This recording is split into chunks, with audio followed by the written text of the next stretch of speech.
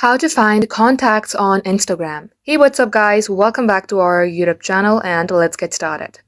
First thing first, launch your Instagram application. As you do so, you have to make sure that you are logged into your Instagram account, then tap onto your profile on your bottom right hand side. Once done, you will see a 3-bar icon on your top page. Tap it. In here, you will also see a search bar icon. Tap onto it and simply type in contacts. Now, you have to make sure that you have connected the contacts first in order to find the contacts on Instagram. If not, here is what you can do. Type in contacts here, you will see upload contacts. Tap it. If you have a Facebook account connected with your Instagram, it will show you all the accounts. Let's go ahead and do this for our Instagram only. Tap onto your Instagram account, then toggle on this contact connects. And once you do so, come back to your profile again.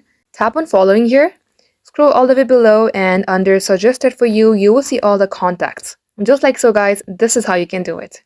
Thank you for watching. We will catch you up in our next upload.